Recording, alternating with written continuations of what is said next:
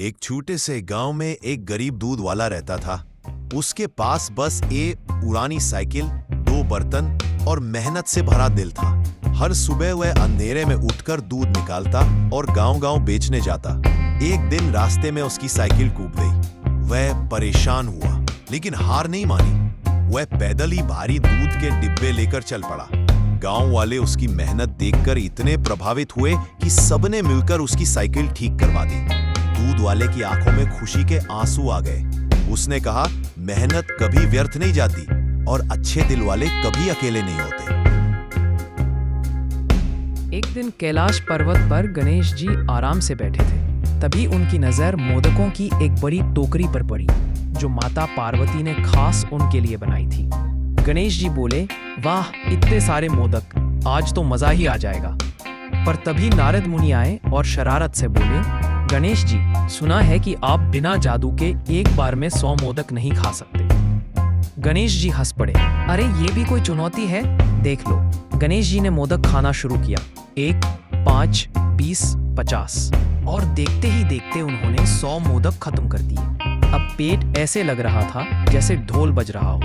मोदक खाकर गणेश जी इतने भारी हो गए कि उठ नहीं पा रहे थे। तभी उनका वाहन मूषक आया और बोला, गणेश जी, चलिए सैर करवाता हूँ। गणेश जी उसके ऊपर बैठ गए और धम्मा, बेचारा मूषक नीचे दब गया। मूषक बोला, भगवान जी, आप मुझे वाहन कहें या वजन उठाने वाली मशीन। गणेश जी हंसते हुए बोले, आज बस मोदक ज्यादा हो गए, कल से डाइट शुरू। माता पार्वती दूर से सब देख रही थीं और बोली, डाइट? ये तुम 100 बार कह चुके हो। और सभी हंस पड़े। गांव में हरि नाम का एक किसान था, जिसने बड़ी मेहनत से एक खूबसूरत बगीचा बनाया था। हर दिन वह पौधों को पानी देता, घास हटाता और पेड़ों से बातें करता। एक दिन जंगल से एक शरारती बंदर बगीचे में घुस आया। वो पेड़ों पर झूला झूलता, फल तोड़ता और पौधों को उखाड़कर पूरे बगीचे को बर्बाद कर देता। जब किसान हरी बगीचे में पहुंचा तो उसने टूटी डालियां, गिरे हुए फल और उखड़े पौधे देखे। वो रोने लगा और बोला, मैंने कितनी मेहनत से ये बगीचा बनाया था। तभी बंदर पास आकर धीरे से एक फल लेकर किसान के पास बैठ गया, जैसे माफी मांग रहा हो। हरी मुस्कुराया और बोला, शरारत छोड़ो, दोस्त बनो। और उस दिन से बंदर उसका एक गांव में रामू नाम का एक गरीब किसान रहता था। उसके पास बस एक ही गाय थी, जिसका नाम था गौरी। एक दिन सूखा पड़ गया, खेत में घास भी नहीं उगी और गौरी कई दिनों से भूखी थी।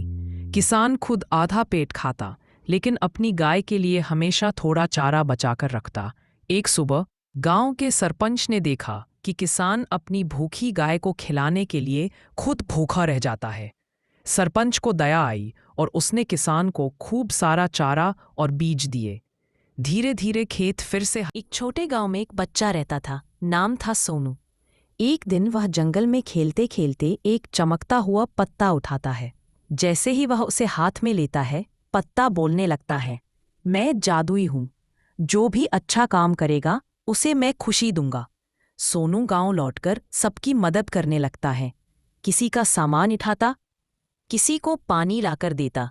हर अच्छे काम के साथ पत्ता सोने जैसा चमकने लगता।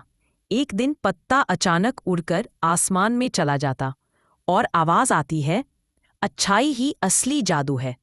सोनू मुस्कुराया। उसे समझ आ गया कि जादू